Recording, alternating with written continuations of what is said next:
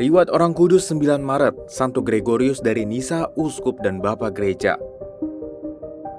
Gregorius lahir di Kaisarea sekitar tahun 330. Keluarganya sungguh keluarga yang terberkati.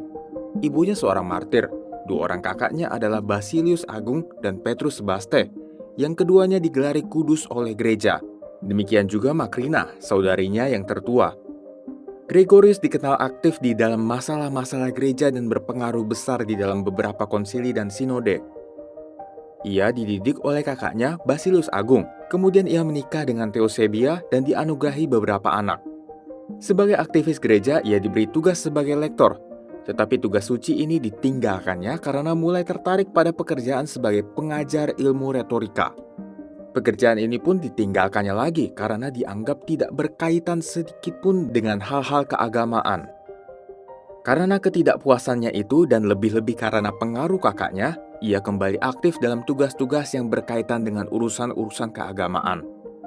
Dalam menjalankan tugasnya, hatinya tergerak untuk mengabdikan dirinya kepada Tuhan. Ia lalu memutuskan untuk menjadi imam. Pada masa itu, kehidupan selibat imam-imam belum menjadi suatu kewajiban dalam hukum gereja, sehingga perkawinannya dengan Theosebia tidaklah menjadi halangan baginya untuk menerima tabisan imamat. Atas pengaruh dan bujukan Basilius, ia kemudian ditabiskan menjadi uskup di Nisa, wilayah provinsi Kapadokia, Asia Kecil pada tahun 372. Dengan keahlian serta imannya yang kokoh, ia menjadi seorang pembela ulung ajaran para rasul terhadap rongrongan para penganut Arianisme. Arianisme merupakan bid'ah yang diajarkan oleh Arius, seorang imam dari Alexandria yang ingin menyederhanakan misteri Trinitas. Arius mengajarkan bahwa karena Yesus berasal dari Bapa, maka mestinya ia adalah seorang ciptaan biasa, namun ciptaan yang paling tinggi. Arius tidak memahami bahwa di dalam satu pribadi Yesus terdapat kodrat Allah dan kodrat manusia. Karena itu, atas desakan para pengikut Arianisme, Demosthenes yang adalah gubernur provinsi Pontus mengusir Gregorius dari keuskupannya. Ia baru kembali memimpin keuskupannya setelah Demosthenes meninggal dunia pada tahun 378. Pada konsili di Antioquia tahun 379 yang diadakan untuk mengutuk kaum Arian dan kesalahan-kesalahan kaum Meletian, Gregorius tampil sangat menonjol dengan pandangan-pandangannya yang benar. Ia kemudian diutus oleh semua uskup timur untuk melawan kaum Arian yang menyebarkan ajaran-ajarannya yang salah di gereja Palestina dan Arab. Ketika berada di Palestina, ia terkejut dengan sikap tidak terpuji para peziarah yang mengunjungi tempat-tempat suci di mana Yesus lahir, hidup, dan wafat.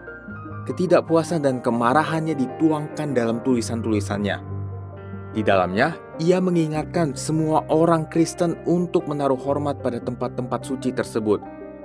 Ia dengan tegas mengatakan bahwa kegiatan ziarah bukanlah jaminan untuk mendapatkan hidup suci dan tidak dengan sendirinya mendatangkan keselamatan bagi seorang peziarah. Gregorius dikenal sebagai bapa gereja yang banyak menulis. Tulisan-tulisannya berisi pandangan-pandangan iman yang benar yang diperkuat pandangan filosofis yang berkembang pada masa itu. Tulisan-tulisannya yang berhubungan dengan kitab suci menggunakan metode alegoris yang dikembangkan oleh Origenes. Tulisannya tentang Trinitas dilukiskan dengan memanfaatkan teori dari Plato. Khotbah-khotbahnya sangat disenangi banyak orang karena berisi pandangan-pandangan iman yang sesuai dengan ajaran para rasul.